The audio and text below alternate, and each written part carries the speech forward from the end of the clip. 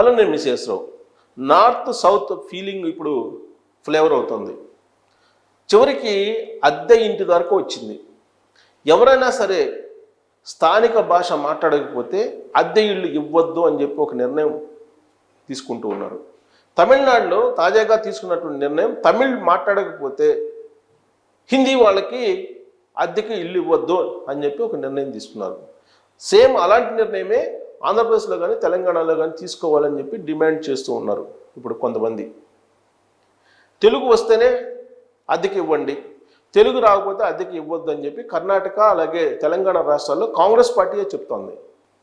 ఎందుకనంటే ఇప్పుడు స్టాలిన్ ఒక నినాదం తీసుకున్నారు, త్రిభాషా విధానం అనే దాని మీద ఆయన ఒక స్టాండ్ తీసుకున్నారు. హిందీ అసలు ఎందుకు నేర్చుకోవాలి, మేము నేర్చుకోం, హిందీ అనేది కనిపించకూడదు వినిపించకూడదు అనేటువంటి యాంగిల్లో ఆయన మాట్లాడుతున్నారు.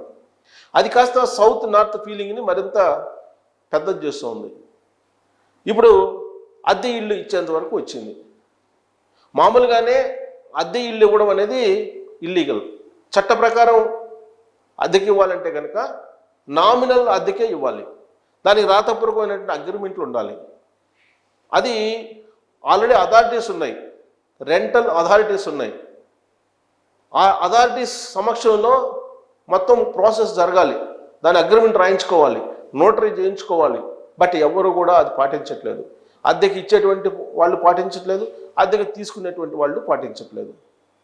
ఇప్పుడు తెలుగు రాష్ట్రాల్లో ప్రత్యేకించి హైదరాబాదులో అలాగే బెంగళూరులో కర్ణాటక తెలంగాణలో హిందీ వాళ్ళు ఎక్కువ ఉన్నారు. ఈ హిందీ వాళ్ళు వచ్చినంత కారణంగా రెంట్లు పెరిగిపోయాయి అనేటువంటి ఒక వాదం కూడా ఉంది. హైదరాబాదులో గత 4 సంవత్సరాల నుంచి కరోనా తర్వాత హిందీకి సంబంధించినటువంటి రాష్ట్రాల వాళ్ళు ఎక్కువ మంది వచ్చి ఇక్కడ బతుకుతూ ఉన్నారు, రకరకాల పనులు చేసుకుంటూ ఉన్నారు.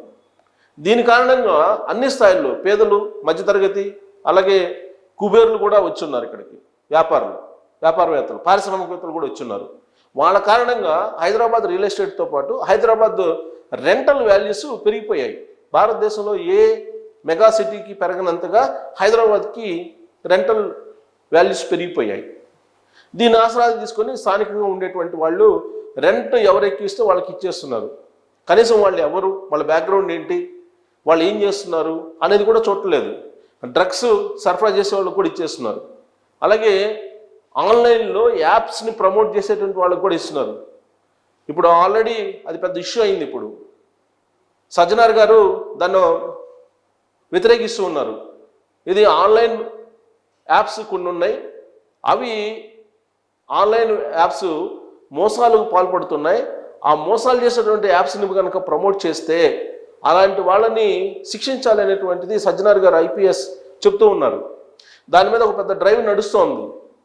ఇప్పుడు ఉత్తర భారతదేశం నుంచి వచ్చేటువంటి వాళ్ళు ఎక్కువ మంది ఇలాంటి యాప్స్నే ప్రమోట్ చేస్తూ ఇంట్లో కూర్చొని డబ్బులు సంపాదిస్తున్నారు. ఫ్రెండ్స్ యాప్స్ అని, అలాగే డేటింగ్ యాప్స్ అని, అలాగే రుణాలు వడ్డీకి ఇచ్చేదానికి ఇలాంటి యాప్స్ అన్నీ కూడా ఉన్నాయి. తర్వాత గేమింగ్ యాప్స్ ఉన్నాయి. ఈ గేమింగ్ యాప్స్ ద్వారా చాలామంది నష్టపోతున్నారు. ఎవరైతే యూట్యూబ్ ఇన్ఫ్లుయెన్సర్స్ ఉన్నారో ఆ ఇన్ఫ్లుయెన్సర్స్ ఈ యాప్స్ని ప్రమోట్ చేస్తూ ఉన్నారు. ఫలితంగా చాలామంది ఆత్మహత్యలు చేసుకుంటూ ఉన్నారు. అందుకే ఎవరికి పడితే వాళ్ళకి అద్దెకి ఇవ్వద్దని చెప్పేసి పోలీసులు చెప్తున్నారు, ప్రభుత్వాలు చెప్తున్నాయి. ఇప్పుడు దానికి యాడ్ అయింది, తెలుగు వస్తేనే తెలుగు వచ్చినటువంటి వాళ్ళకి అద్దెకి ఇవ్వండి, తెలుగు రాకపోతే మీరు ఇవ్వద్దు అని చెప్తున్నారు. ఇది భారతదేశానికి దక్షిణ ఉత్తర భారతదేశం యొక్క వారుగా మారిపోతుంది. ఈవెన్ జయకేతనం సభలో కూడా పవన్ కళ్యాణ్ గారు దాని గురించి మాట్లాడారు. హిందీ వద్దు అంటున్నారు కదా, మరి హిందీలోకి డబ్ చేసి మీరు హిందీ వాళ్ళు డబ్బులు ఎందుకు తీసుకుంటున్నారని. దాని మీద మిగతా సినిమా వాళ్ళు, ప్రకాష్ రాజ్ లాంటి వాళ్ళు ఇప్పుడు మళ్ళా కౌంటర్లు ఇస్తూ ఉన్నారు. ఒకప్పుడు ఉత్తర భారతదేశం పెత్తనం సాగుతుందని చెప్పినటువంటి పవన్ కళ్యాణ్ గారు ఇప్పుడు హిందీని వెనకేసుకొస్తున్నారు అని చెప్పి మాట్లాడుతూ ఉన్నారు. నార్త్ సౌత్ విభేదాన్ని వెలుగెత్తి చాటింది 2019 ఎన్నికలకు ముందు పవన్ కళ్యాణ్ గారు. ఆ వీడియోలు ఇప్పుడు సోషల్ మీడియాలో వైరల్ అవుతున్నాయి. ఇప్పుడు త్రిభాషా విధానాన్ని ఆయన ఆహ్వానిస్తున్నాడు. స్టాలిన్ వ్యతిరేకిస్తూ ఉన్నాడు, తమిళనాడు సీఎం. అలాగే తెలంగాణ ప్రభుత్వం కాంగ్రెస్ది, కర్ణాటక ప్రభుత్వం కాంగ్రెస్ది, వాళ్ళు వ్యతిరేకిస్తున్నారు. ఎందుకంటే త్రిభాషా విధానం, జాతీయ విధానం అనేది ఉండకూడదు. ఆయా రాష్ట్రాల్లో ఉండేటువంటి వాళ్ళు ఏ భాష కావాలనుకుంటే ఆ భాష నేర్చుకుంటారు, మీరు ఎందుకు నిర్బంధం చేస్తున్నారు అనేటువంటి ప్రశ్న వేస్తున్నారు. అందుకే ఇప్పుడు దీన్ని ఒక క్యాంపెయిన్గా తీసుకున్నారు. క్యాంపెయిన్గా తీసుకొని తెలుగు వచ్చినటువంటి వాళ్ళకి హైదరాబాద్లో మీరు అద్దెకి ఇల్లు ఇవ్వండి, లేదా తెలుగు నేర్చుకోమని చెప్పండి, తెలుగు నేర్చుకున్న తర్వాత మాత్రమే మీరు అద్దెకు ఇల్లు ఇవ్వండి అని చెప్పి చెప్తూ ఉన్నారు.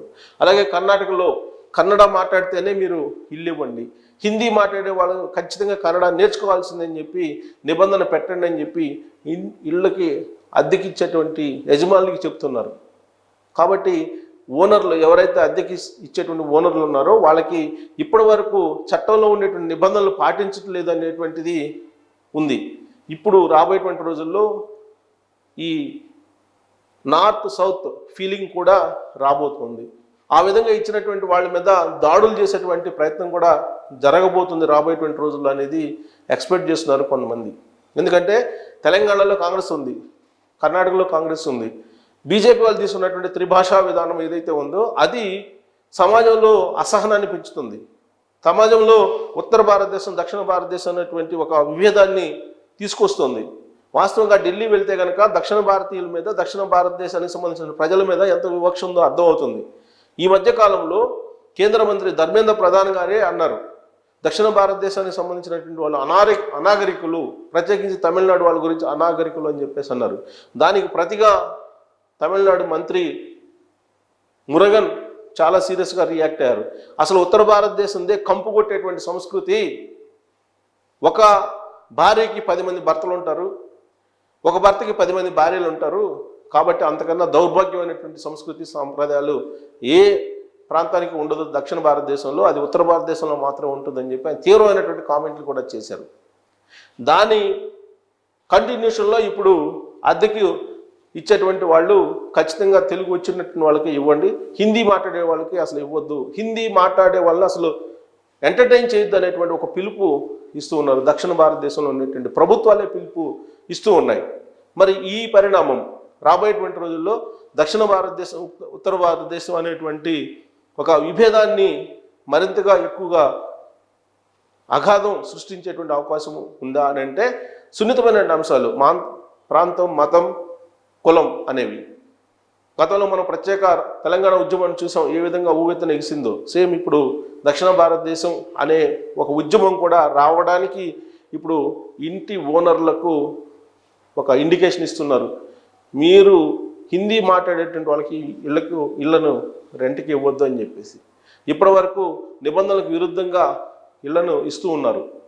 ఇప్పుడు కనుక ఒకవేళ హిందీ మాట్లాడే వాళ్ళకి ఇస్తే ఇప్పుడున్నటువంటి ప్రభుత్వాలే నిబంధనలకు విరుద్ధంగా ఇళ్లను రెంట్కి ఇస్తున్నారని చెప్పేసి యజమానుల్ని శిక్షించేటువంటి అవకాశం లేకపోలేదు. ఇప్పటికే చాలా చోట్ల ఇల్లీగల్ యాక్టివిటీస్ జరుగుతుందని చెప్పి హైదరాబాద్ పోలీసులే చెప్తున్నారు.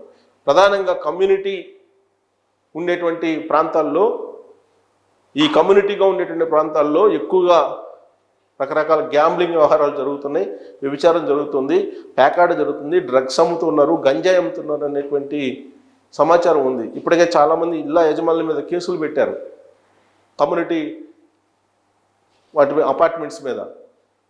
సో ఇప్పుడు రాబోయేటువంటి రోజుల్లో ఖచ్చితంగా హిందీ మాట్లాడే వాళ్ళకి రెంట్కి ఇస్తే ఆ తరహా దాడులు కూడా జరిగేటువంటి అవకాశం లేకపోలేదు. అందుకే పోలీసులు అప్రమత్తం చేస్తూ ఉన్నారు.